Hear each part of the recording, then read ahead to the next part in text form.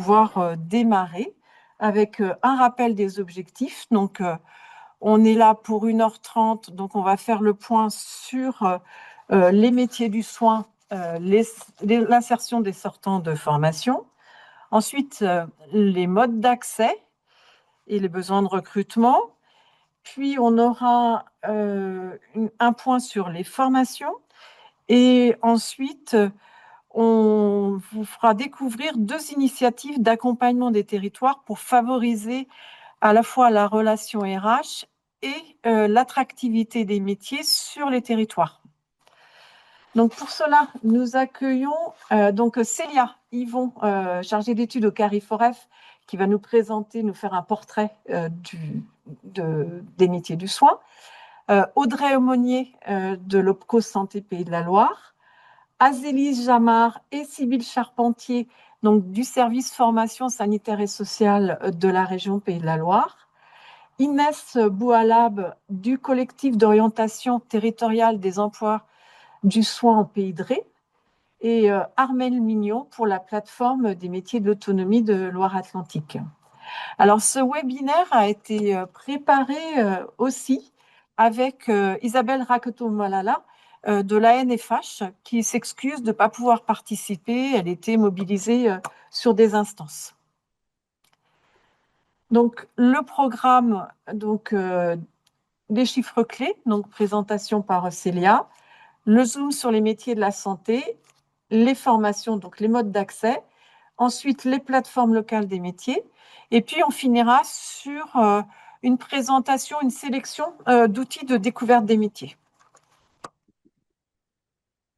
Alors sans plus tarder, donc je passe la parole à Célia Yvon qui va nous présenter, nous faire un petit contour des métiers du soin. Bonjour, merci Marie-Josée.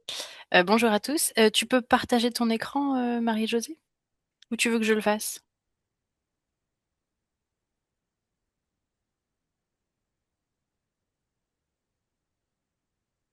C'est parfait, merci. Oui, je vais vous faire une présentation assez rapide pour faire un petit contexte chiffré des métiers du soin dans la région. Donc déjà, c'est important de reposer le périmètre de ce webinaire, donc les métiers du soin.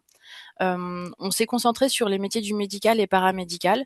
Donc voilà, on va mettre en exergue un petit peu les métiers d'accompagnants éducatifs et sociaux, les aides-soignants, les ambulanciers, les infirmiers, les puériculteurs, on va dire, et auxiliaires de puériculture, les masseurs kinésithérapeutes, les ergothérapeutes, les orthophonistes. C'est vrai que voilà, c'est derrière le métier du soin, on peut mettre beaucoup de choses. C'est assez vague, mais on va essayer de mettre ceci en avant. On va aussi mentionner les agents de service hospitalier, par exemple. On est à la frontière du soin, mais ils peuvent aussi en faire partie. Voilà, donc la complexité de ces métiers, c'est qu'en fait, ils sont à cheval sur plusieurs secteurs d'activité. Ça peut être, ils peuvent être plutôt dans la santé ou exercer plutôt dans des établissements qui relèvent de l'action sociale ou parfois aussi dans les services à domicile. Donc c'est vrai que c'est assez difficile de les comptabiliser et en tout cas de les recenser. Donc on vous propose un petit quiz pour commencer. Marie-Josée va vous mettre le lien dans la conversation. Tester en tout cas vos connaissances sur les périmètres des OPCO. À votre avis, de quel périmètre OPCO relèvent les métiers qu'on va vous proposer dans la conversation? Alors, je vous mets le lien. Une seconde. Alors, une petite seconde, je l'ai ici. Voilà. Alors, en fait, comme l'a indiqué Célia, on a un métier en fait peut être attaché à plusieurs OPCO. Alors, sauriez-vous les identifier? Je vous mets un petit lien vers le Google Form.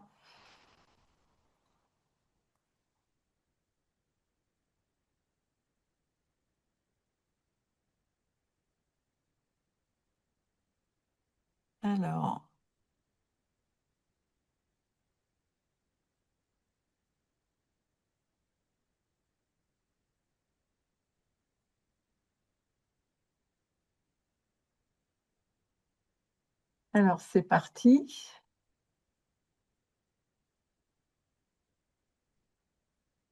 Alors, est-ce que vous voyez bien l'écran avec les réponses déjà qui sont affichées? Marie-Josée, je me permets, je Ouais. ne crois pas que le lien soit fonctionnel. Ah, d'accord. Bon, bah, dans ce cas-là, on va avancer peut-être sur la suite de la présentation et je reviendrai dessus tout à l'heure. Ok, merci Allez-y. Marie-Josée. Ouais, vas-y. Si tu peux Ouais, repartager je vais l'écran. repartager. Ouais. Donc on retestera peut-être vos connaissances plus tard. Ouais, tout à l'heure. On vais continuer la présentation du coup sur les métiers. Ouais, voilà, super. Donc voilà, pour vous parler des métiers du soin dans la région, je vais me baser sur plusieurs productions du Carré Foref, dont les portraits sectoriels réalisés en collaboration avec la région dans le cadre des dialogues sectoriels. En fait, ce sont des portraits sectoriels où on parle du secteur au sens du périmètre des OPCO. Donc je vous présente ce qui ressort déjà du périmètre sectoriel de la santé, donc OPCO Santé. Voilà, pour vous montrer un petit peu les chiffres qu'on peut avoir sur la région. Et je vous ai mis ici des petits exemples aussi qui relèvent plutôt des conditions de travail. Je trouve que c'est intéressant aussi. Dans le portrait, vous retrouvez également des éléments sur les formations, ainsi que des éléments sur les recrutements, par exemple. Voilà. Marie-Josée, si tu peux Ouais, repartager ouais. l'écran. Pardon, je suis désolée. Voilà, donc ici on retrouve par exemple les métiers d'aide-soignant qui arrivent en tête, hein, avec plus de 27 900 salariés donc qui sont en Pays de la Loire et dans le secteur santé au sens de l'OPCO. On retrouve aussi les agents de services hospitaliers qui remontent. Alors, je sais qu'on est à la frontière du soin, mais on sait aussi que parfois, ils sont un peu faisant fonction d'aides-soignants. Les infirmiers, bien sûr, voilà, qui sont quand même une grosse partie des salariés de cette OPCO. Voilà, vous avez ici les principaux métiers qui remontent. Alors évidemment, comme on est sur le secteur de la santé, il peut y avoir plein de choses qui remontent. On a par exemple des éducateurs spécialisés qui travaillent dans des établissements de santé. Donc voilà, le secteur santé est assez large, mais on voit quand même que les métiers du soin sont en tête des principaux métiers de ces secteurs. Après, ce qui est intéressant de regarder, alors peut-être que c'est un peu petit sur ce que j'ai fait, mais on voit par exemple les types de contrats, c'est intéressant de le regarder. Sur les aides-soignants, on a près de la moitié qui sont titulaires de la fonction publique, par exemple. Les infirmiers, c'est un petit peu plus de la moitié. On voit aussi qu'il y a une part de CDI, donc c'est qu'ils sont pas forcément dans des établissements de la fonction publique hospitalière et également des CDD. Ce qui est important à noter dans les conditions de travail, c'est les temps partiels, hein. On voit là sur les aides-soignants, c'est quand même, c'est un des plus hauts taux qu'on puisse avoir. On est à 35% de personnes qui exercent à temps partiel, c'est quand même très important. Voilà, sur ces métiers-là, en tout cas, c'est un des faits marquants en termes de conditions de travail. Maintenant, si on regarde sur l'autre portrait sectoriel qu'on a sélectionné pour parler des métiers du soin, c'est celui de la cohésion sociale, parce qu'en fait, dans le périmètre de l'OPCO qui relève de la cohésion sociale, on retrouve également des métiers du soin. On peut aussi en avoir dans d'autres portraits sectoriels, comme celui des entreprises de proximité, où on va retrouver par exemple des préparateurs en pharmacie ou des infirmiers qui sont en libéraux, qui sont à leur compte et qui donc vont relever d'un autre OPCO. Mais en tout cas, c'est dans la santé et dans la cohésion sociale qu'on retrouve le plus gros volume de salariés des métiers du soin. Donc ici, on voit bien sûr les aides à domicile qui remontent, qui peuvent également faire du soin. On avait les auxiliaires de puériculture, par exemple. On a 852 salariés là dans ce périmètre-là. Et aussi des infirmiers qui relèvent donc de la cohésion sociale, tout simplement parce qu'ils n'exercent pas forcément dans des établissements qui relèvent de l'OPCO santé. Donc voilà, donc on en retrouve un petit peu sur différents secteurs, même si les métiers du soin remontent un petit peu moins en termes de volume dans la cohésion sociale. Et là, ce qui est intéressant de regarder, c'est que c'est pas les mêmes conditions de travail, puisqu'en fait, ils exercent pas dans les mêmes établissements, tout simplement. Si on regarde par exemple les aides-soignants dans ce secteur, bon évidemment, on n'est pas dans la santé, donc on a très peu d'établissements publics. Donc là, c'est le CDI qui prime en termes de type de contrat. Par contre, on peut voir que on a toujours une part de temps partiel qui est assez élevée, hein. Là ici, les aides-soignants, ils sont en bas de la liste, mais ils sont quand même à 22% de personnes qui sont en temps partiel. Donc voilà, c'est aussi des conditions de travail qui diffèrent, mais qui sont quand même liées vraiment au métier. Donc là encore, je vous invite à aller consulter le portrait sectoriel de la cohésion sociale si vous voulez avoir plus de détails sur certains métiers, sur certains types de contrats, et vous avez même aussi des éléments sur les caractéristiques sociodémographiques des personnes. On peut passer à la suite, oui. Les perspectives de recrutement, donc là, je vous présente pas forcément le portrait sectoriel, mais sachez que vous avez beaucoup de travaux à disposition. On vous a mis ici la liste des métiers à forte perspective de recrutement liés à des projets de transition. Donc là, c'est la liste qui a été émise par Transition Pro, où on retrouve des métiers du soin qui remontent. On a notamment l'auxiliaire de puériculture, l'aide-soignant, assistant de vie dépendance aussi. Et puis dans les travaux de France Travail, notamment l'enquête BMO, donc besoin de main-d'œuvre, on a la liste des métiers en tension et les projets de recrutement derrière. On va retrouver les métiers d'infirmiers, de sage-femme, les aides à domicile, les auxiliaires de vie et aussi les aides-soignants. Voilà, qui sur la région, sur les prochaines années, vont vraiment présenter de fortes perspectives de recrutement.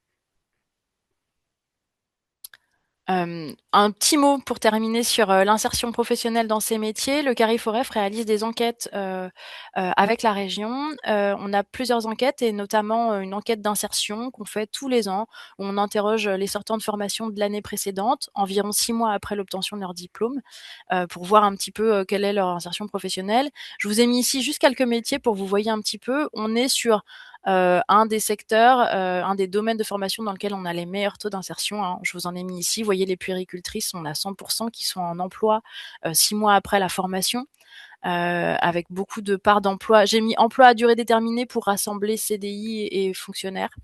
On a voilà des taux très élevés. On voyait sur l'auxiliaire de puériculture à 97%, les ambulanciers à 92%. Voilà, des très bons taux d'insertion. Il y a plus de formations et plus de détails dans le rapport, si vous voulez en savoir un petit peu plus.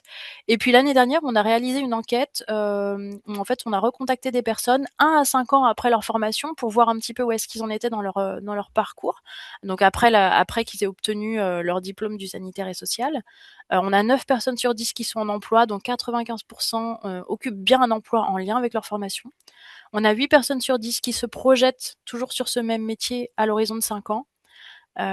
Et puis surtout une personne sur 2 qui déclare envisager de se former à nouveau, souvent pour monter en compétences ou pour changer de métier, mais en restant dans le domaine du sanitaire et social. Donc ce sont des perspectives très engageantes, en tout cas pour ces personnes qui se sont formées ou qui vont se former dans les années à venir sur ces métiers. Encore une fois, vous avez plus de détails dans les rapports d'études. Je vous ai mis les liens, n'hésitez pas à aller les consulter. Merci Céline pour cette présentation très rapide et très complète. Je vais passer la parole à Audrey Monnier, chargée des projets territoriaux pour l'OPCO Santé Pays de la Loire. Merci Marie-Josée, merci Célia pour cette présentation. Alors, je vais peut-être juste commencer par pour replacer l'OPCO Santé dans le contexte, en fait, puisque l'OPCO Santé, c'est un opérateur de compétences pour les professionnels de la santé, mais dans le secteur privé. Puisqu'on a également donc l'ANFH qui va intervenir pour les professionnels de la santé, mais dans la fonction publique hospitalière. Vous voyez, il y a plusieurs entités qui existent au sein des différents métiers du soin et de la santé. Donc, nous, alors, juste Audrey, on vous entend un peu loin, un tout petit peu loin. C'est une remarque d'un participant. D'accord, très bien. Est-ce que ça peut être un petit peu plus fort? Je vais rapprocher mon micro. Est-ce que vous m'entendez mieux là? Oui, c'est bien. Merci. Merci.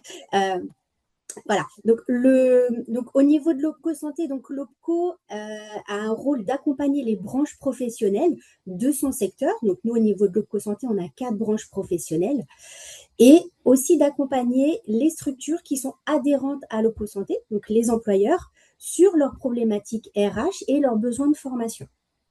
Voilà. Donc, au niveau de l'OPCO Santé, on a ce qu'on appelle un observatoire, merci, de la santé, un observatoire de l'OPCO Santé qui a mis en place, du coup, un outil stratégique qui s'appelle la cartographie des emplois et des compétences. Et c'est un outil qui a plusieurs utilités. C'est un outil ludique qui a été créé pour les branches professionnelles donc, du secteur de la santé sociale et médico-sociale et de l'hospitalisation privée.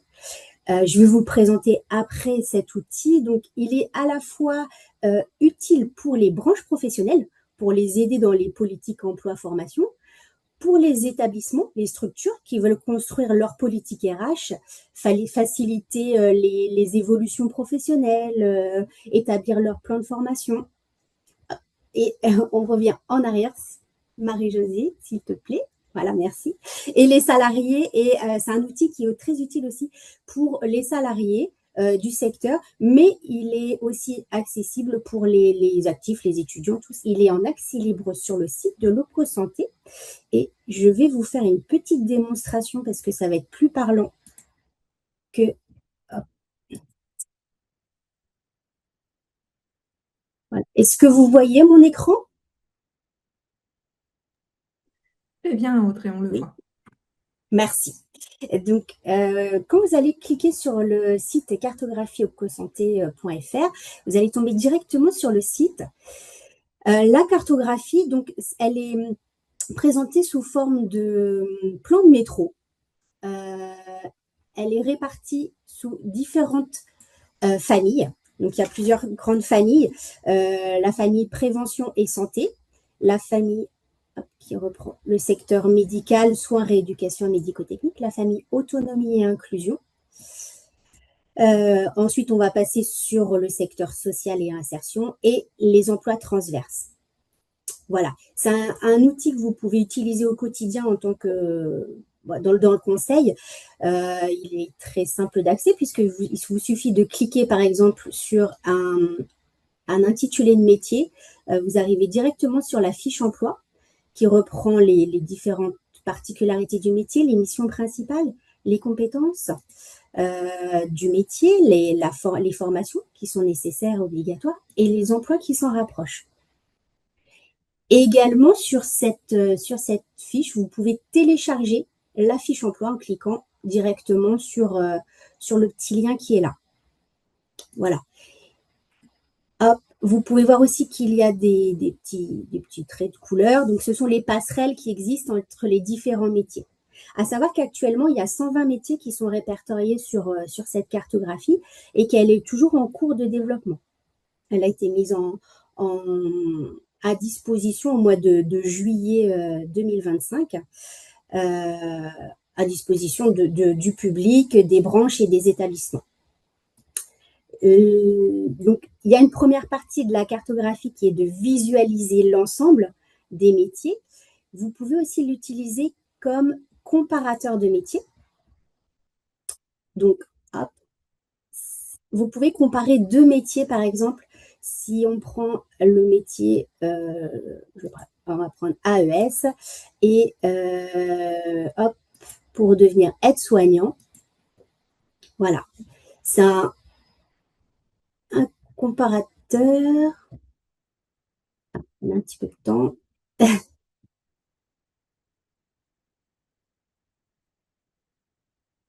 Donc, c'est un outil qui va permettre de comparer l'emploi d'origine et l'emploi que le salarié ou le demandeur d'emploi ou la personne souhaite faire. Et pour construire son projet professionnel, ça peut être très utile. Justement, ça permet d'avoir les compétences qui sont transférables d'un métier et d'un autre côté, les compétences qui sont à approfondir ou à acquérir. Voilà, dans la construction du projet professionnel, en tout cas, ça peut être intéressant. Et si on revient ensuite sur la cartographie des métiers, on a ce qu'on appelle si vous cliquez ici, je ne vais pas y aller parce que ça va être assez lourd, mais si vous cliquez sur j'accède au CV matching, vous allez pouvoir glisser un CV d'un salarié, d'un demandeur d'emploi et c'est une IA qui va analyser le CV et qui va proposer justement les métiers qui vont se rapprocher le plus possible de ce qu'il y a dans le CV et avec les compétences qui sont aussi à acquérir. Voilà. C'était pour la petite présentation. Hop, je vais arrêter le partage.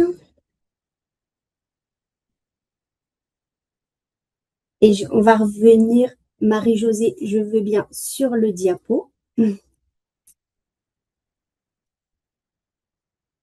Voilà, donc en fait, la cartographie, elle permet de visualiser l'ensemble des emplois et des parcours, de télécharger des fiches, de pouvoir analyser des CV via l'outil de CV matching et également de comparer des emplois pour identifier les compétences qui sont communes et qui permettent une évolution professionnelle ou une nouvelle orientation.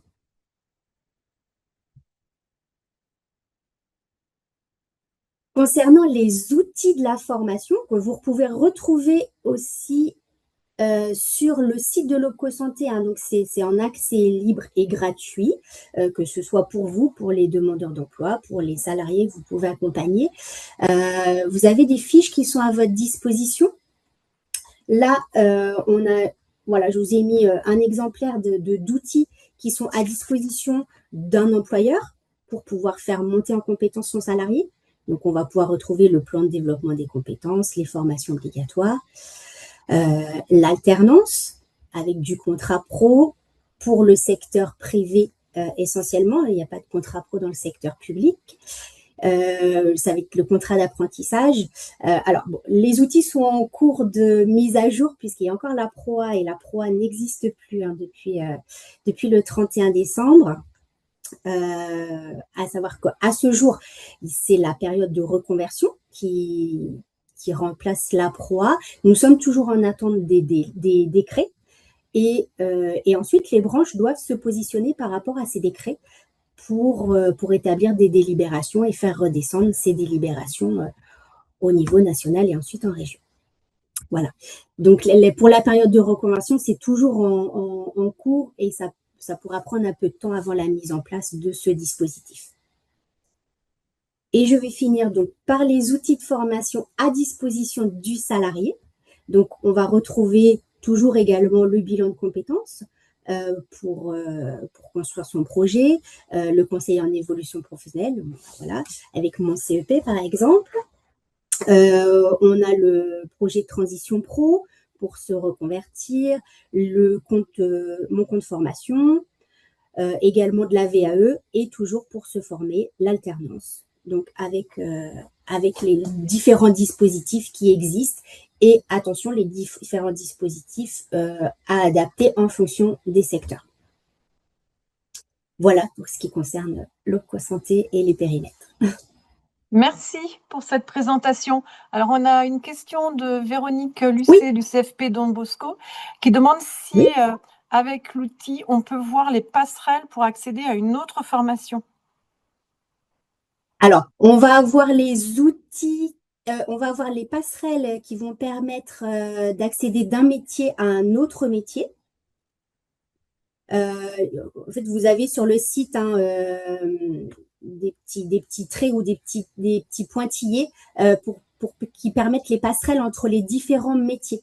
Et si vous allez cliquer sur chaque différent métier, vous allez retrouver à chaque fois les missions, les compétences qui sont acquises et les compétences qui sont transférables et les formations à acquérir. D'accord. Merci. Alors, est-ce que ça a répondu à la question? Oui. Pas de réponse. Je vous invite à aller sur l'outil directement, c'est vraiment… D'accord. Ben, on va passer au mode d'accès au métier. Justement, on va aborder la question des formations. Donc, avec Azélie Jamard et Sybille Charpentier, qui vont nous présenter les formations et commencer déjà par la compétence formation de la région. Oui, merci Marie-Josée. Bonjour à toutes et à tous. Donc, on va commencer donc pour ce qui concerne la région par vous présenter donc la compétence globale, si je puis dire, de la région en termes de formation sanitaire et sociale. Donc, brièvement vous dire que la loi du 13 août 2004 relative aux libertés et responsabilités locales a confié aux régions des compétences majeures sur cette organisation de l'offre de formation sanitaire et sociale. Quand je parle d'offre de formation, je parle des diplômes d'État exclusivement. Voilà, on a différentes compétences à l'échelle régionale, de la région Pays de la Loire notamment. Donc, en matière de définition de politique de formation, de l'octroi des agréments et autorisations des instituts de formation. Donc, cet agrément ou autorisation est obligatoire à obtenir pour les instituts de formation pour pouvoir ensuite dispenser une formation menant à l'obtention d'un diplôme d'État. On a également une compétence donc sur l'agrément et l'habilitation des directeurs et responsables de formation. sur le financement des instituts de formation. On y reviendra juste après, mais quand on parle de financement, ça correspond au financement de places de formation pour les publics dits en poursuite de scolarité et demandeurs d'emploi. On a également, à l'échelle de la région, une compétence sur le financement et la gestion des aides individuelles à la vie quotidienne. Pareil, on y reviendra dans un second temps. Et puis, l'élaboration du schéma régional des formations sanitaires et sociales, qui est un document qui est obligatoire et qui est, pour sa version actuelle, valable de 2023 à 2028. Voilà, vous avez un exemple ici donc des formations exclusivement côté sanitaire. Qui relève de ce schéma régional et en tout cas de la compétence régionale sur les formations sanitaires et sociales qui va du niveau 3, comme vous le voyez, donc avec le diplôme d'état d'ambulancier, au niveau 7, par exemple, avec le diplôme d'état de masseur kinésithérapeute. Vous aurez accès à cette liste, ne vous inquiétez pas, via le support qui vous sera envoyé dans la poursuite de cette réunion, avec également le détail sur les formations sociales qui n'est pas le propos d'aujourd'hui. Concernant les formations sanitaires, encore une fois, donc, on a 13 formations qui sont autorisées par la région, dont 9 qui sont dites financées. On a donc 11 982 places qui étaient donc agréées et ou autorisées, c'est plus le terme autorisé d'ailleurs qui convient au secteur sanitaire, parmi lesquelles 9 605 places financées, et parmi lesquelles, donc parmi ces 9 605 places, on avait 7 900 places sanitaires exclusivement qui étaient financées en 2025 par la région Pays de la Loire. On a également des actions préparatoires sur lesquelles on va faire un focus avec la présence de ma collègue Sybille Charpentier sur les formations préparatoires au métier d'aide-soignant et accompagnant éducatif et social. Concernant les places éligibles au financement régional, donc voilà, en termes d'éligibilité, très brièvement, ces places financées sont donc en tout cas concernent plutôt, c'est plus le terme, pour les personnes en poursuite de scolarité au sens du Code du travail et pour les personnes en recherche d'emploi, c'est-à-dire donc qui sont dans une démarche de recherche d'emploi. L'inscription ici à France Travail n'est pas obligatoire. Et donc, qu'est-ce que cela veut dire, ce financement? Ça veut dire que c'est un financement des coûts pédagogiques par la région Pays de la Loire. Pour ce qui concerne les aides régionales en formation sanitaire et sociale, pour les aides aux conditions de vie, si je puis dire, on a donc 3 aides possibles, en tout cas possiblement mobilisables. On a tout d'abord la bourse régionale, les bourses sanitaires et sociales, qui correspondent à un dispositif d'aide à la vie quotidienne des étudiants.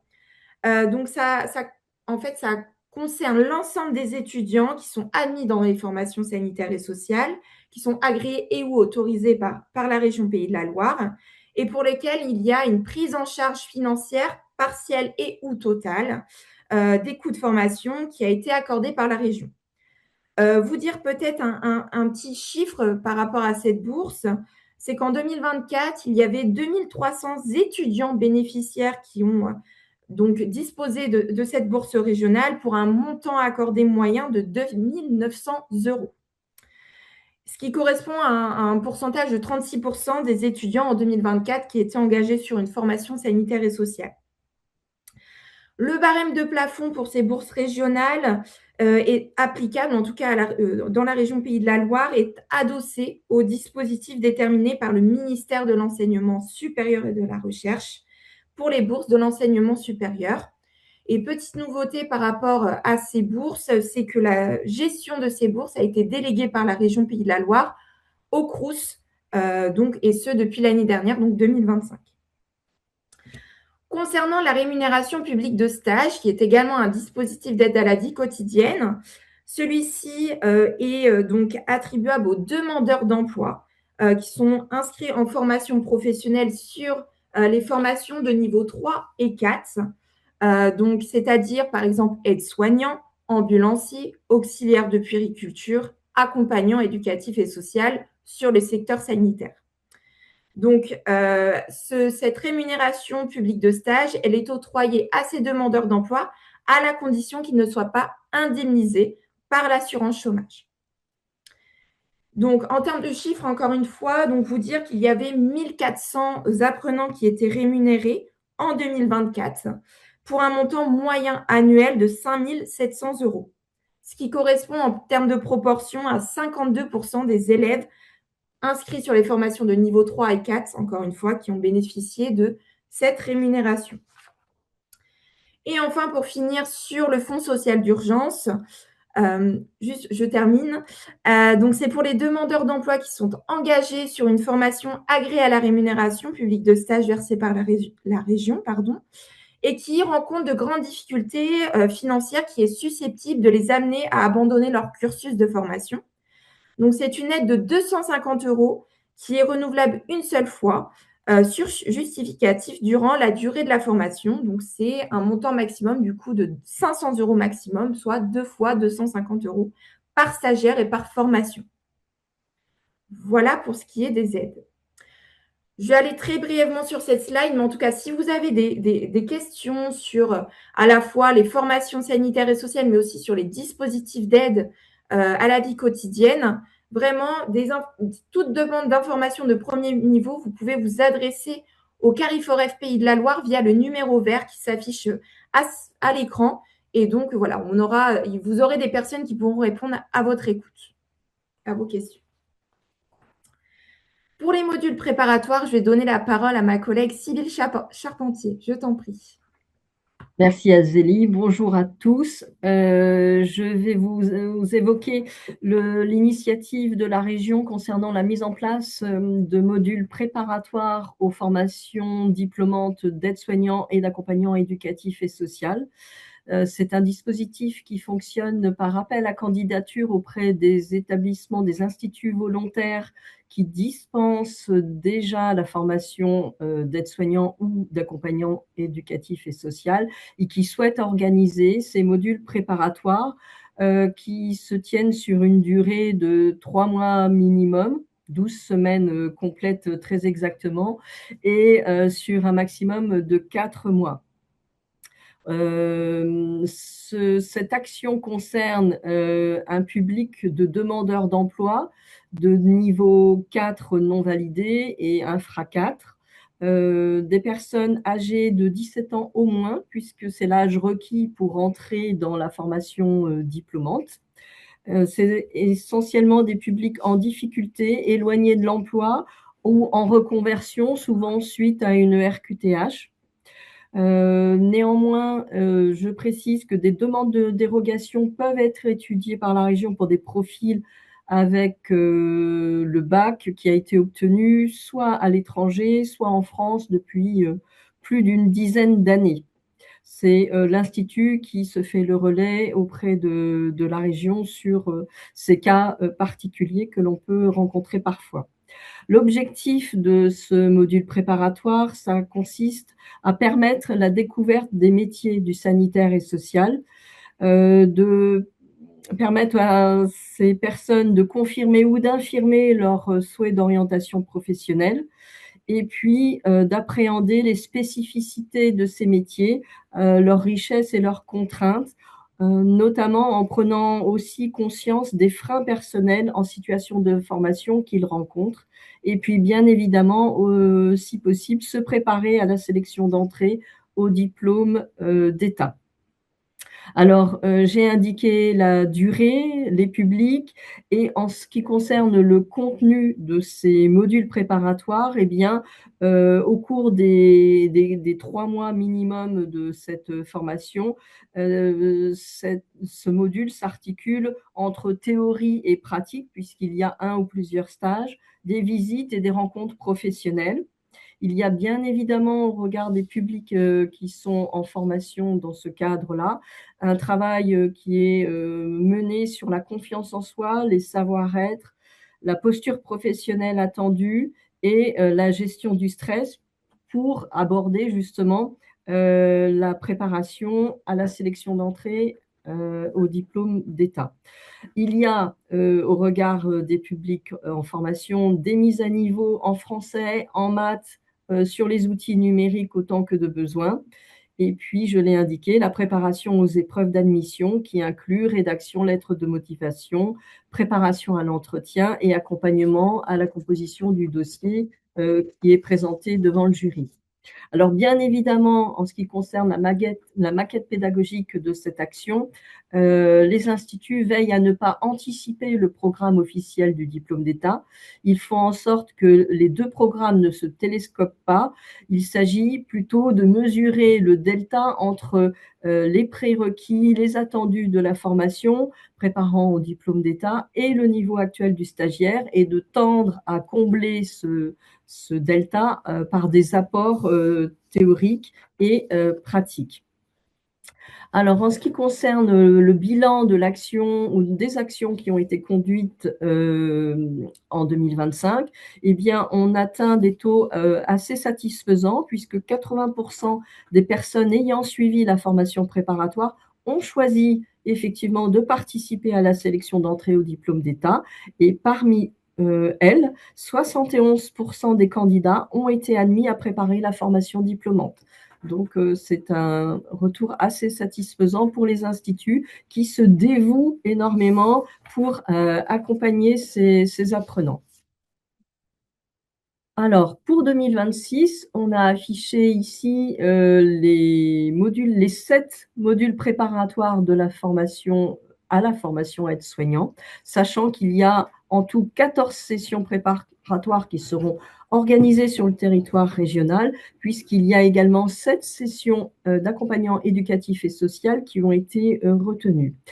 Pour information, je préciserai que le nombre de places prévues est indicatif, c'est le nombre théorique du groupe souhaité par l'Institut, sachant que le dispositif régional autorise jusqu'à 30 participants à ce module préparatoire, avec un effectif recommandé de 10 personnes, pour favoriser les interactions.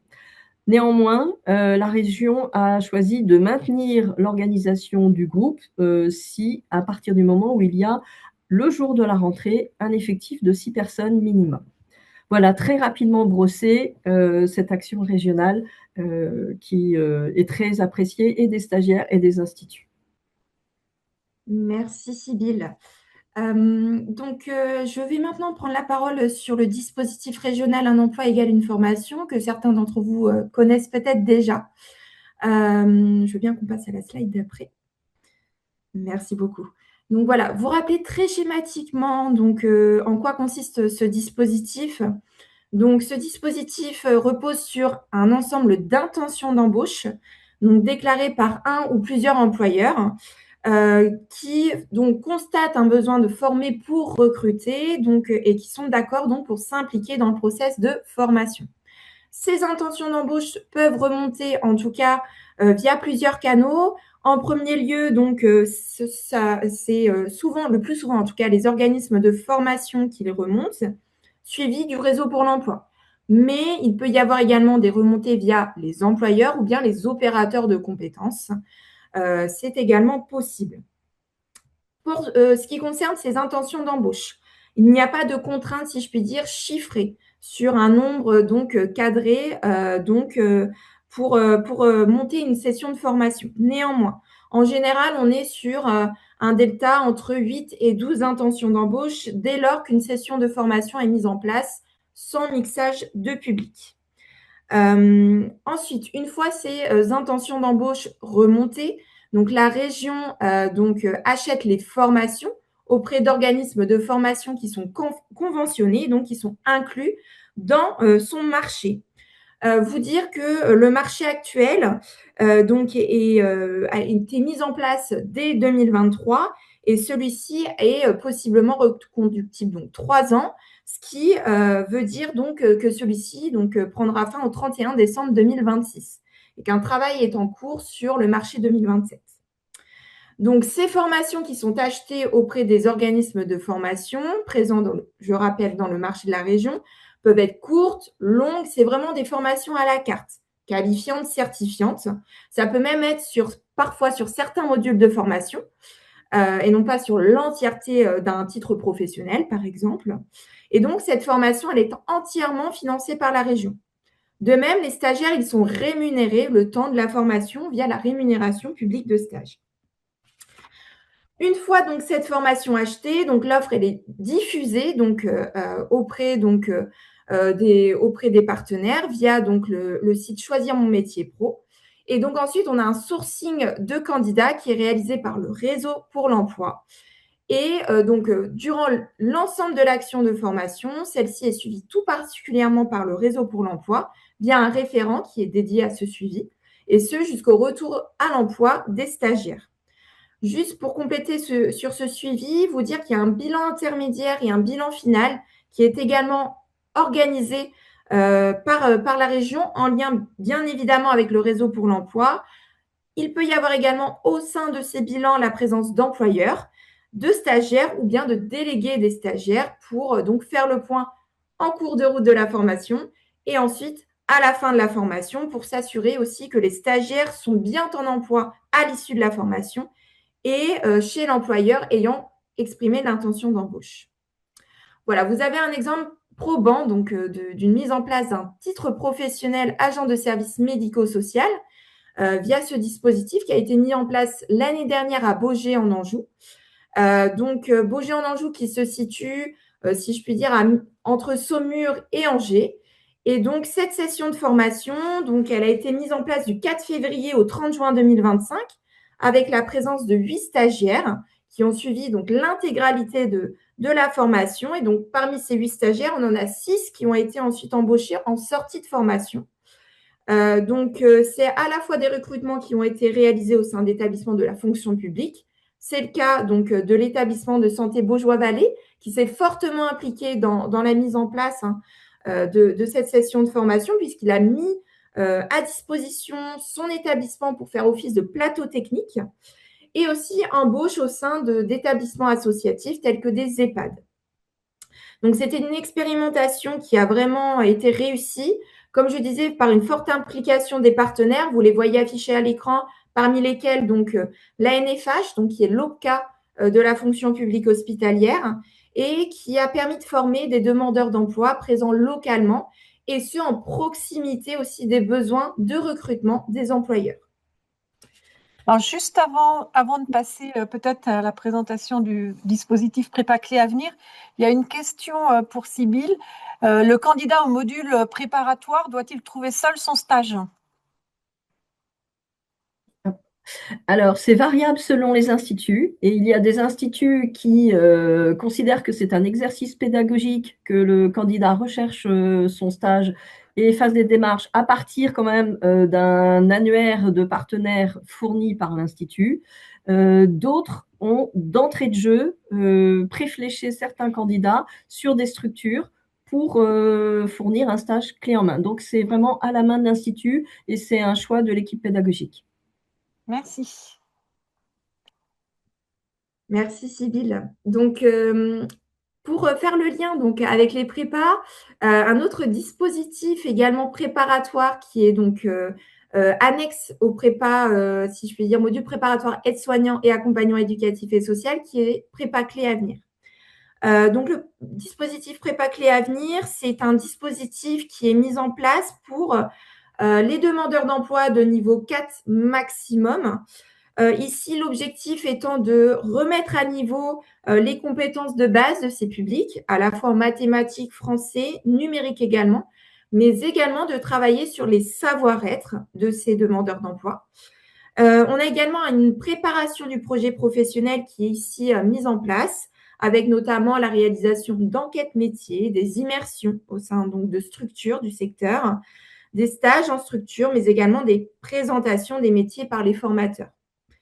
Les sessions sont en moyenne composées de 8 à 12 stagiaires et un parcours moyen, c'est généralement entre 250 et 400 heures en centre de formation et 70 heures en entreprise ou en structure, qui est un terme plus approprié au secteur.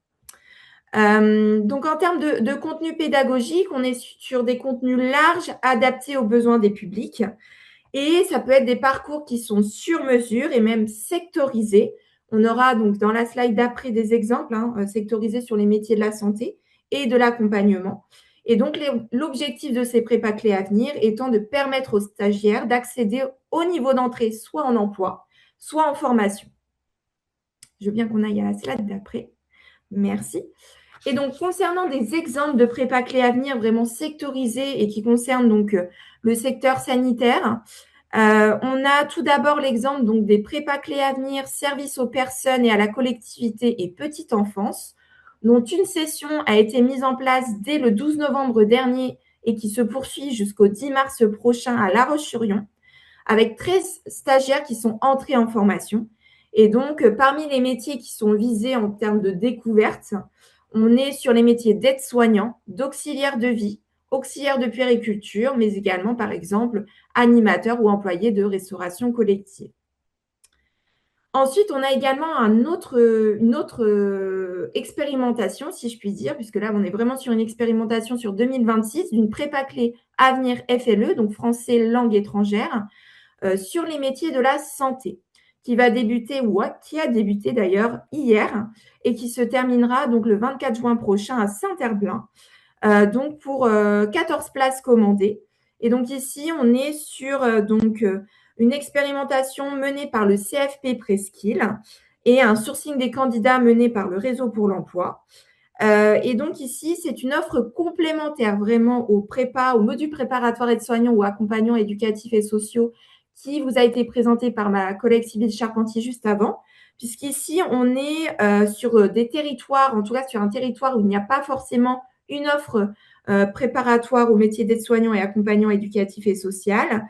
Et on est également sur un module préparatoire vraiment dédié aussi sur un renforcement des compétences français langue étrangère. Voilà. Donc, on est sur une expérimentation sur laquelle on va juger si oui ou non il y a un potentiel à dupliquer sur d'autres territoires dans l'avenir. Voilà. Merci beaucoup. Merci beaucoup pour cette présentation très, très claire. Est-ce qu'il y a des questions par rapport à cette première présentation des formations au niveau régional? Est-ce que vous avez besoin de précisions? Alors, sachant que là, parmi les formations qui ont été évoquées, vous pouvez les retrouver sur le site Choisir mon métier pro pour les suivre. Alors, on n'a pas de questions. Merci pour ces présentations. Alors, on va avancer, on va continuer. Et donc, on va passer donc à ce qui se passe dans les territoires avec une intervention d'Inès Boualab sur d'abord la présentation d'un projet sur le Pays de Ré et puis ensuite un autre projet donc avec Armelle Mignon sur l'ensemble du département de la Loire-Atlantique. Alors, on va passer une petite diapositive, une petite vidéo pour vous présenter Alors, juste, voilà.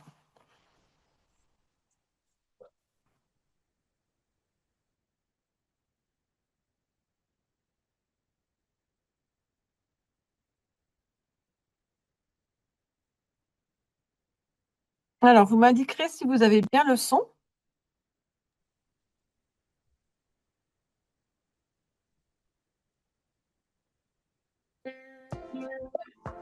Oui. Est-ce que c'est bon?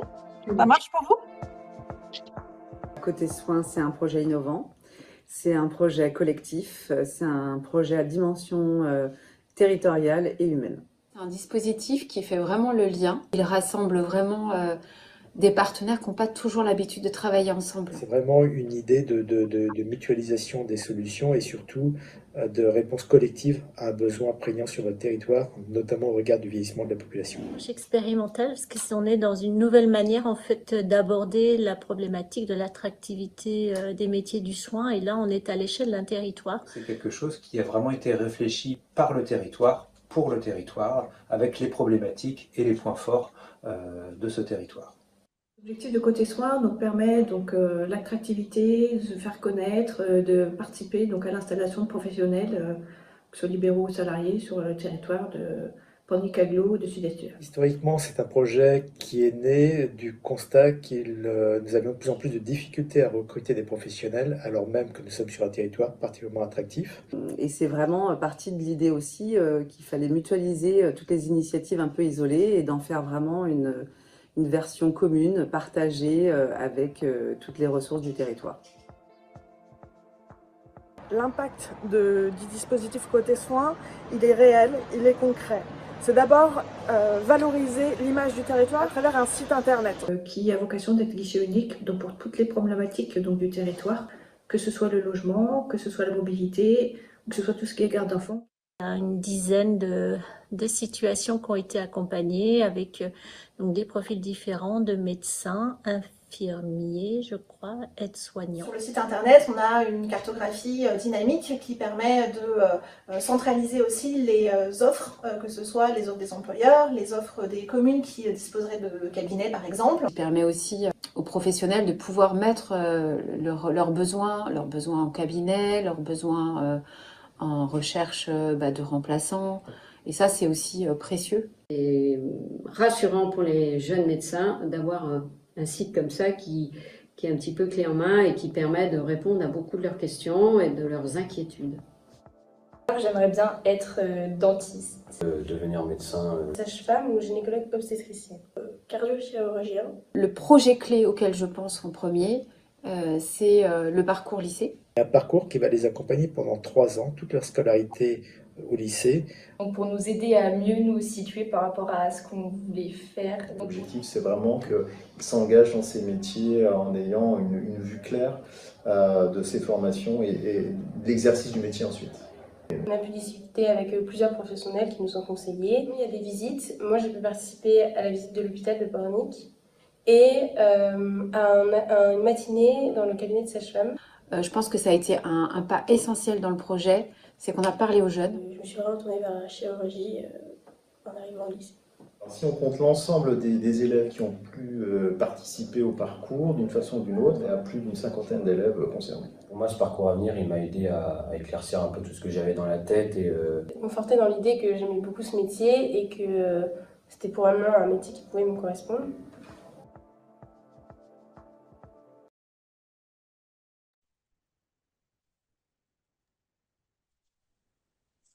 Voilà. Une courte présentation de côté soins. Inès, je vous passe la parole. Oui, tout à fait. Bonjour. Donc, effectivement, j'ai été invitée, alors là, à présenter le projet collectif sur Pornic-Agglo Sud-Estuaire, donc une partie du Pays d'Éré qui est un projet de terrain. Super, la présentation, qui est un projet de terrain donc proposé par les acteurs locaux. Il y a plein de choses qui ont déjà été dites dans la vidéo et puis je ne vais pas tout détailler, simplement pour resynthétiser ce qui a pu être dit. Donc, côté soins, c'est une démarche qui est locale, qui vise à renforcer l'accès aux soins donc sur le territoire en répondant aux enjeux de RH, du secteur sanitaire et médico-social, à travers l'axe de l'attractivité et de la fidélisation des professionnels. Donc, comme vous avez pu le voir dans la vidéo, donc c'est un projet qui est local, travaillé main dans la main avec Pornic-Agglo Sud-Estuaire. C'est un projet qui est collectif, donc il est porté par l'HIPR qui représente l'hôpital de proximité et les 4 établissements, 4 EHPAD, mais soutenu également par l'Agence régionale de santé, et il est porté au quotidien de façon participative par les acteurs du territoire de terrain qui souhaitent agir en faveur des métiers du soin. Donc on y retrouve les établissements médico-sociaux, EHPAD, secteur du handicap. On y retrouve le domicile avec les services d'aide à domicile, les SIAD. On y retrouve également l'association de professionnels de ville qui représente les professionnels libéraux, les centres de soins. Et donc, on travaille aussi, comme je le disais, avec les acteurs locaux. Et donc, c'est tous ces acteurs qui construisent un peu le cahier des charges et les missions sur lesquelles ils veulent travailler. C'est un projet qui est expérimental parce que justement, il vient travailler sur les problématiques et enjeux du territoire. Et donc, ces acteurs, ils ont décidé de travailler sur 4 missions clés qui se découlent en action, mais on a une mission qui est de veiller sur les besoins en ressources humaines du secteur. Donc, veiller, collecter ces besoins, les diffuser. On a une mission qui est la mission, vous avez pu le voir avec les jeunes, qui est d'aller vers et faire découvrir les métiers du soin, donc notamment avec ce projet auprès des lycéens, mais aussi auprès de projets autres avec les acteurs de l'emploi, par exemple. et aller vers aussi les futurs soignants qui souhaiteraient s'installer sur le territoire pour les accompagner dans la découverte du territoire et des opportunités. Et puis, on accompagne aussi à travers la mission 3 les acteurs, les professionnels du territoire dans leur trajectoire professionnelle, notamment aussi à travers la construction de parcours. Et enfin, une dernière mission qui est plutôt une mission sur l'intégration des professionnels sur le territoire.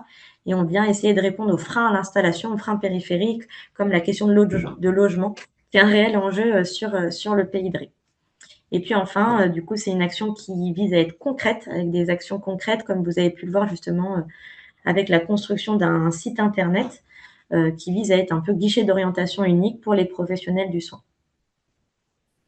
Et donc rapidement, sur les 2 slides suivantes, voilà, c'est ce qu'on essaye de mettre en avant, une porte d'entrée où nous, on va rediriger, donner des informations sur les questions de logement, garde d'enfants, mobilité, sur, si on passe à la slide suivante, sur également les opportunités d'installation à l'emploi, les cabinets disponibles, les remplacements pour les professionnels plutôt de ville. Et donc ça, c'est des choses qui sont mises à jour directement par les employeurs, les communes, les professionnels de ville, qui nous permet aussi de faire écho de cet observatoire des besoins et des opportunités du territoire. Donc c'est très synthétique, mais globalement, c'est une action pour l'attractivité à une échelle locale pour répondre aux enjeux d'un territoire précisément. Donc voilà. Merci pour cette présentation. Est-ce qu'il y a des questions par rapport à cette initiative?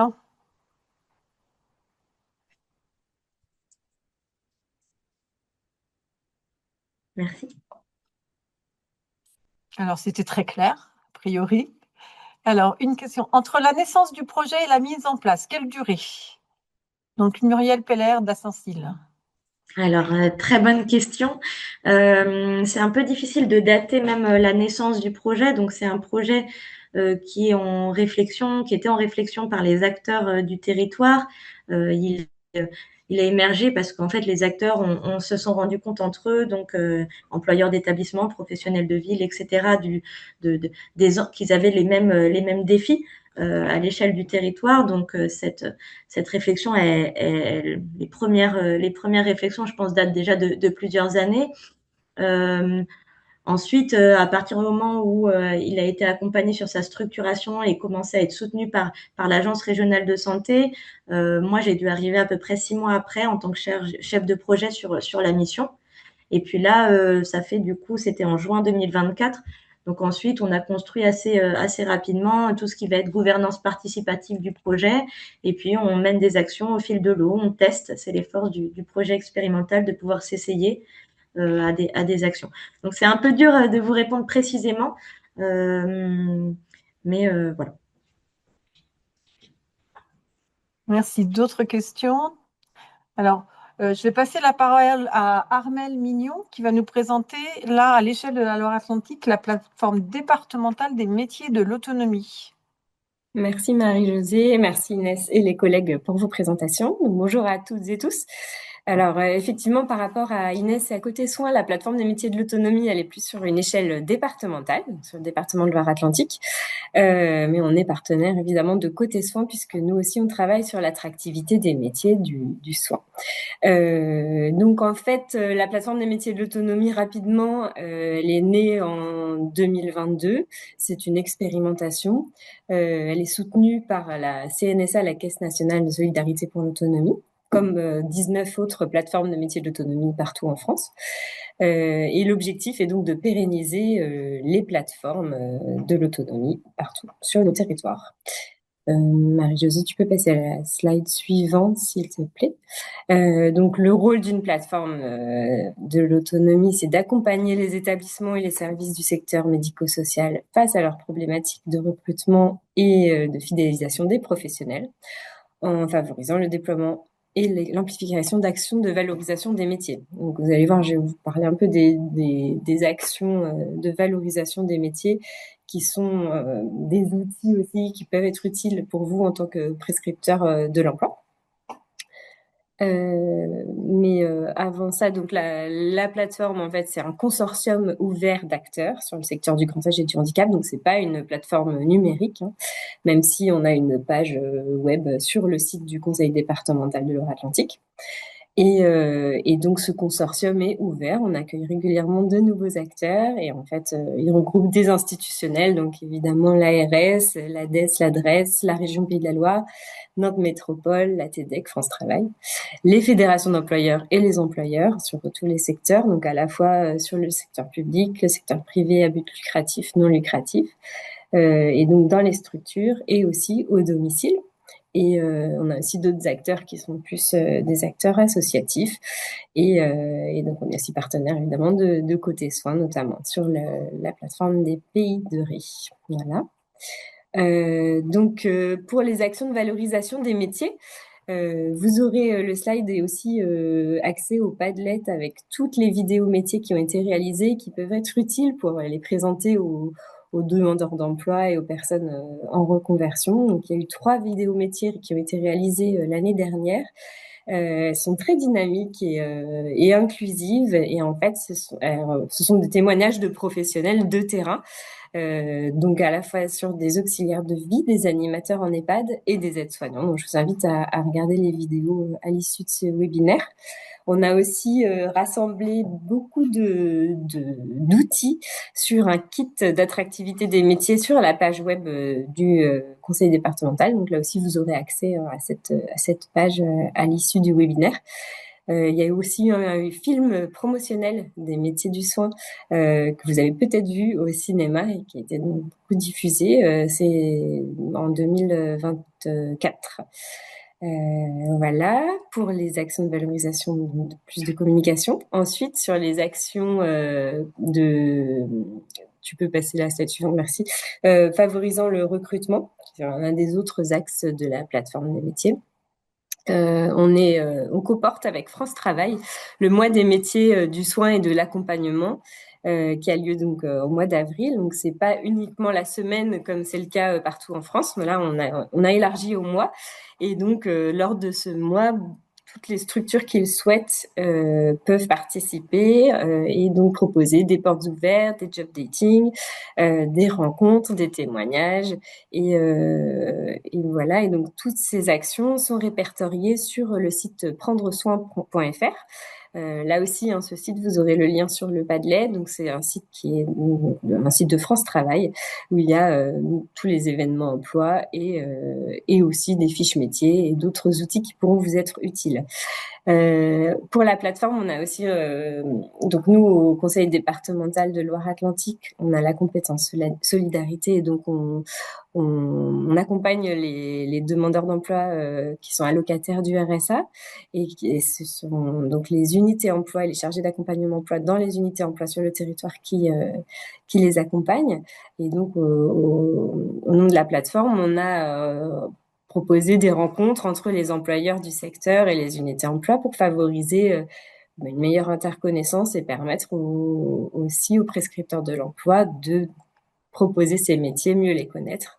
Donc, pour les allocataires du RSA, on organise aussi des sessions de Vie ma vie en partenariat avec le Greta CFA. Donc, ce sont des sessions de 3 heures où présente les métiers et les passerelles aussi entre ces métiers. Donc là, c'est pareil, on pourra vous donner les sessions de formation à venir.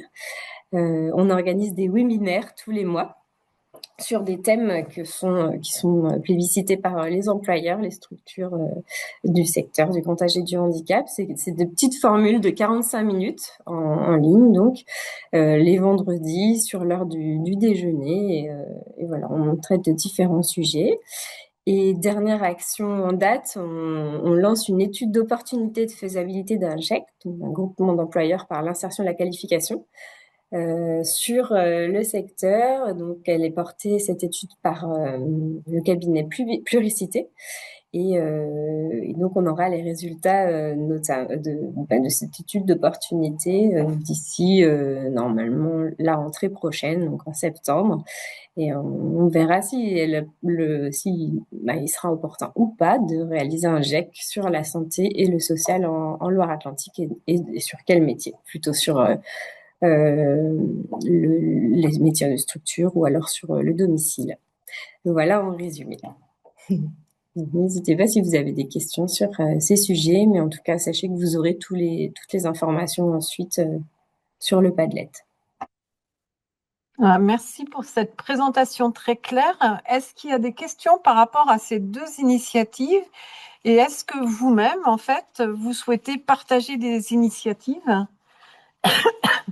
de découverte des métiers ou des initiatives d'animation territoriale pour la promotion des métiers du soin? Est-ce que vous avez des choses à partager?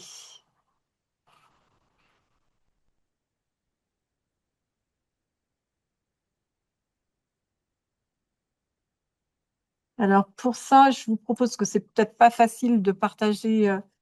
Je vous propose en fait dans le chat en fait de noter les outils que vous souhaiteriez partager pour la découverte des métiers. Est-ce que c'est bon pour vous?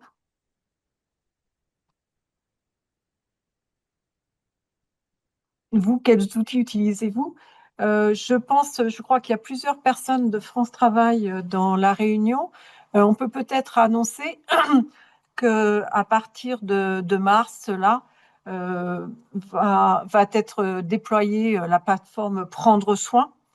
Et sur cette plateforme, vous retrouverez toute une série d'événements qui sont déclinés dans chacun des territoires de la région sur les métiers du soin. Alors, je ne sais pas s'il y a quelqu'un de France Travail qui veut prendre la parole là-dessus, mais vous pourrez retrouver tous ces événements sur la plateforme Prendre Soin. Donc, le lancement a été fait en région, a été fait le 3 février. Et donc, ça va se décliner dans l'ensemble des territoires. Alors, vous pouvez compléter le petit tableau ici avec les outils que vous utilisez. Et pendant ce temps-là, nous, on va vous présenter quelques outils qu'on a identifiés. Alors, je crois que quelqu'un a levé la main. Oui, Oui, bonjour. d'accord. Bonjour. Excusez-moi, je me permets d'intervenir effectivement. Donc moi, je suis Clémence Kogoulik, je suis la responsable régionale pour la Fédération des particuliers employeurs, donc la FEPEM. Et on est en partenariat avec différentes collectivités ou associations. Là, on travaille avec France Travail dans le cadre de la Semaine du soin et de l'accompagnement. Et donc là, on est vraiment sur les métiers du domicile, notamment des métiers qui lient particuliers employeurs et salariés. Et on mène des actions sur ce volet d'attractivité, que ça soit avec des outils pédagogiques que l'on développe, notamment notre escape game qui permet de faire découvrir les métiers du domicile. Donc sur le volet petite enfance, ça va être les métiers d'assistante maternelle ou de garde d'enfants à domicile. Les métiers d'employés de maison ou sur le volet accompagnement à la perte d'autonomie ou de personnes en situation de handicap, on valorise aussi le métier d'assistante de vie. Il y a un vrai besoin sur notre secteur, au même titre que les autres métiers du médical ou du paramédical. Et donc voilà, on mène différentes actions, que ça soit des actions de sensibilisation auprès des professionnels qui sont en contact des publics, donc des conseillers de France Travail ou les chargés d'accompagnement auprès des bénéficiaires RSA. Et on est présent aussi sur des événements qui sont à destination de ces publics-là en recherche d'emploi à travers des job dating. On mobilise notre escape game, comme je le disais, ou d'autres actions que l'on peut porter. Donc voilà, je me permettais juste de compléter et d'apporter aussi cet éclairage sur ce secteur voilà, qui existe aussi et qui a un fort besoin de recrutement pour les prochaines années. Merci pour cette contribution. Je vous invite à mettre le lien vers l'escape game que vous avez dans les petites notes. Là, en fait, sur ce webinaire, on a choisi d'être sur le sanitaire et on envisage au second semestre de faire un second webinaire plus sur l'action sociale, sur l'accompagnement social. Et donc, on ne manquera pas de reciter de nouveau cet outil-là. Et en attendant, en fait, je proposerai à Audrey de nous donner de nous faire un petit éclairage sur le quiz qui a été fait par l'Opco Santé pour découvrir les métiers, nous dire en 2 mots ce que c'est.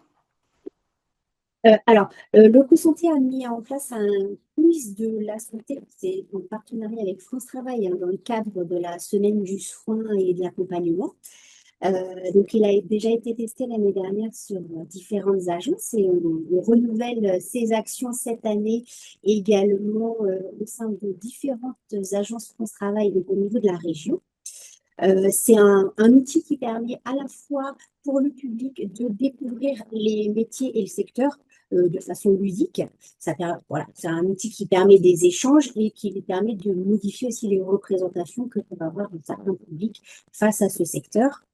Et la particularité donc avec France Travail, c'est qu'on invite aussi nous, des employeurs adhérents à participer à ce quiz, justement pour faire valoir le secteur et pour promouvoir les métiers.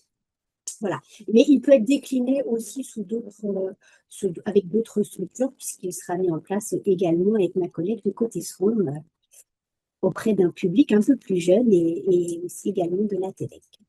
Et donc, voilà, pour le mobiliser mobiliser sur divers publics. Et bien, pour le mobiliser, vous me contactez directement. D'accord.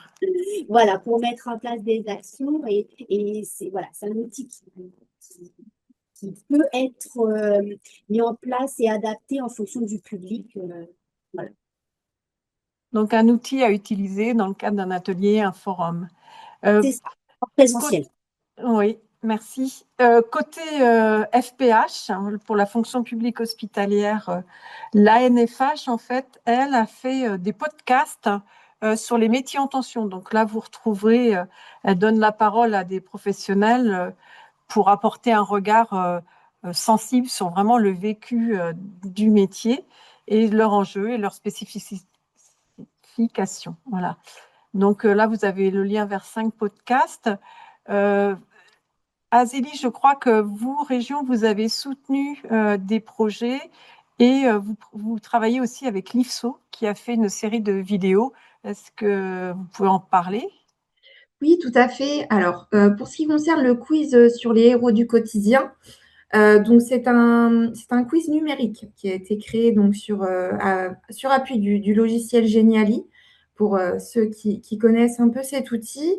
Donc c'est un jeu donc qui a été réalisé à l'initiative de la région donc par le service formation sanitaire et sociale en lien avec le service orientation bien évidemment et ce aussi en lien P3 avec donc différents partenaires du secteur sanitaire et social, puisque c'est un jeu sur le secteur sanitaire et sur le secteur social, et secteur aide à domicile également.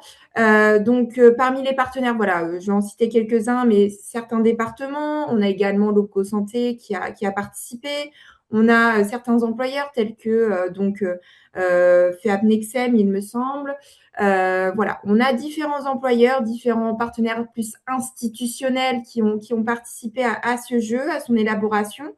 C'est un jeu qui repose sur 4 profils de famille, donc vous les voyez sur la petite vignette. Un profil de famille correspond à 10 questions, 10 questions qui permettent donc de suivre en fait, si je puis dire, les péripéties qui arrivent à ces différentes familles et qui permettent, de par ces péripéties, de découvrir donc différents métiers. Donc à la fois sur l'accompagnement au grand âge pour Yvonne, mais aussi la petite enfance pour la famille Marin qui accueille un nouveau-né, mais aussi pour Vincenzo et Sofia qui a un enfant en bas âge, les métiers du soin aussi, hein, de la santé à proprement parler.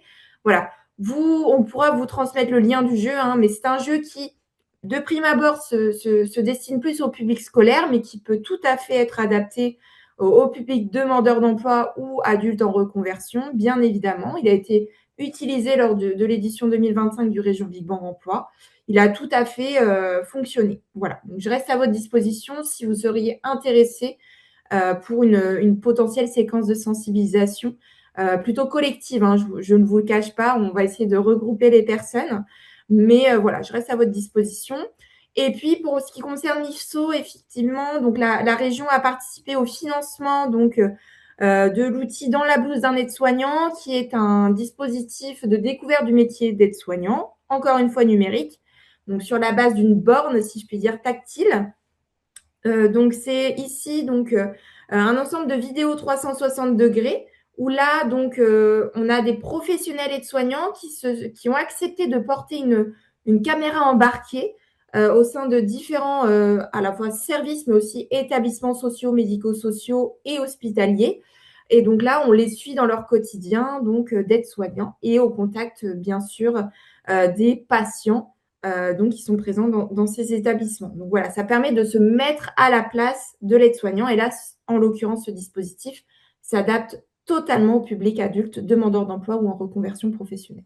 Voilà. Bah, merci pour cette présentation. Alors, je reviens donc sur le petit mur. Est-ce que vous avez noté des éléments? Alors, la cartographie des métiers, il y a quelqu'un qui nous a indiqué la cartographie des métiers. Donc, est-ce qu'on parle de celle de l'OPCO Santé? Est-ce que c'est une autre cartographie? Alors, il y a une cartographie des métiers de la fonction publique hospitalière aussi. On va vous indiquer le lien aussi. Est-ce que vous avez d'autres outils à partager?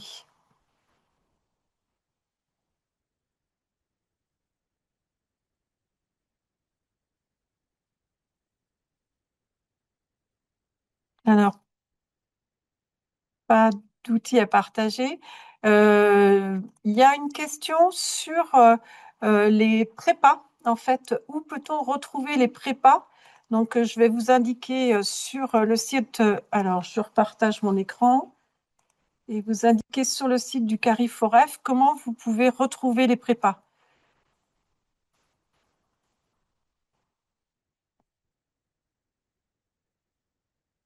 Alors, on est ici.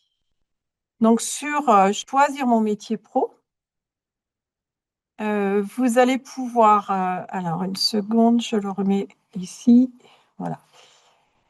Donc, vous allez dans rechercher une formation et vous avez quel dispositif ou financement. Et dans quel dispositif ou financement, vous allez avoir toutes les prépas sanitaires et sociales.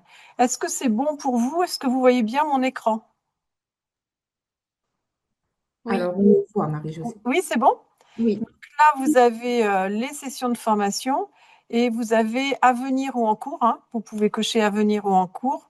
Et donc là, on a 11 sessions de formation. Vous avez une vue carte.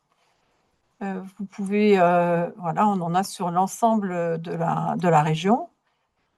Voilà, par département, on en a 3, 6, 3 en Sarthe, 3 en... Et vous pouvez avoir l'information, donc si je prends la formation en question, formation d'aide-soignant module préparatoire, éducatif, on va prendre celle-ci.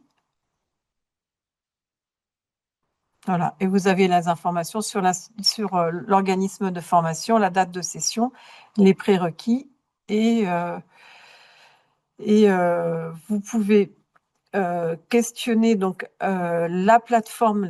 Vous avez le lien vers la plateforme téléphonique chez nous pour sur cette formation avoir un éclairage sur justement ce que nous a présenté Azélie. Comment je mobilise la bourse, enfin comment je mobilise les rémunérations et les aides. Alors, il y a une autre question. Alors, on nous parle, oui, bien sûr, de Métier-Scope. Hein. Donc, on a la plateforme Prendre Soin, mais on a aussi Métier-Scope, en fait, où on retrouve tous les métiers du soin. Donc, ça aussi. Est-ce qu'il y a d'autres éléments que vous souhaitez partager, d'autres outils? Par rapport à, comme je suis sur le site Choisir mon métier pro, est-ce que Azélie ou Sybille, vous voulez partager d'autres informations sur les formations et comment les retrouver? Alors, il est tout à fait possible, via la même procédure que tu as pu faire, Marie-Josée, aussi de retrouver les sessions au diplôme d'État, maintenant au diplôme d'État sanitaires et sociaux. Pareil, on va dans quel dispositif ou financement, il me semble, si je ne dis pas de bêtises. Et ensuite, donc, on peut avoir, il me semble, les formations sanitaires et sociales. Sanitaires et sociales, hein, les 226 formations sanitaires et sociales. Voilà, Ouais. je vais vous remettre le lien dans la conversation. Pour reboucler avec la question posée tout à l'heure sur les modules préparatoires, l'exemple que vous avez pris, Marie-Josée, de l'IFSO à Angers, est un institut qui fournit à ses stagiaires les lieux de stage pendant le module préparatoire. D'accord. Voilà. Et quand je dis clé en main, d'une manière générale, tous les instituts sur cette phase de recherche de stage sont attentifs, très attentifs aux questions de mobilité des apprenants, des horaires auxquels les stages se déroulent, pour leur permettre le plus possible d'effectuer des stages en adéquation avec leur situation individuelle. D'accord, merci. Je pense aussi un autre moyen de retrouver aussi, c'est dans le catalogue du programme régional de formation. Donc, je l'ouvre. Normalement, vous allez me dire si ça suit ou si vous voyez bien le document. Vous voyez bien le PDF? On le voit très bien. Oui. Et donc là, en fait, ici, vous avez aussi, sur l'ensemble du programme régional de formation, toutes les prépas sanitaires et sociales, vous les retrouvez par département. Et c'est un PDF qui est mis à jour en continu chaque nuit, au fur et à mesure que la région nous informe des nouvelles sessions. Est-ce que vous voyez bien?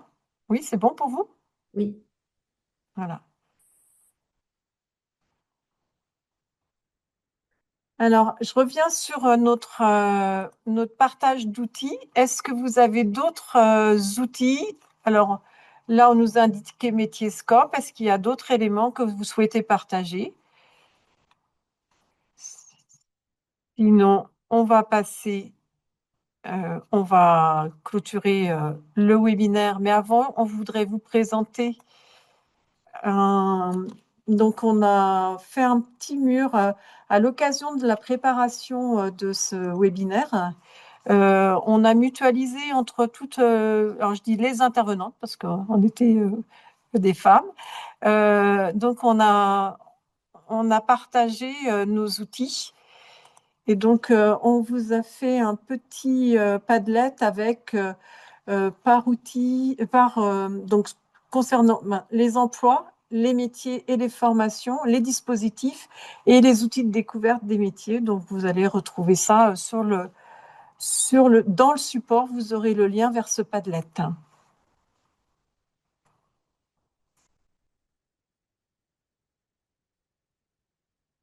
Et donc, il est 54, on est un petit peu plus tôt que prévu, mais je vais remercier nos différentes intervenantes. Et puis, s'il n'y a pas d'autres questions, je regarde dans le chat. On va clôturer ce webinaire.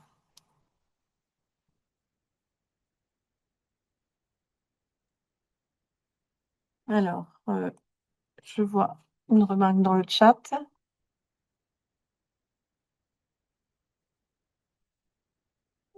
Merci beaucoup pour toutes ces infos. Donc, on va vous souhaiter une bonne fin de journée et on vous envoie le support et puis un petit questionnaire d'évaluation comme on a l'habitude de faire. Et on vous retrouvera peut-être au deuxième semestre pour un webinaire sur les métiers de l'action sociale. Merci à vous. Au revoir. Merci, au revoir. Merci, au revoir. Merci, au revoir.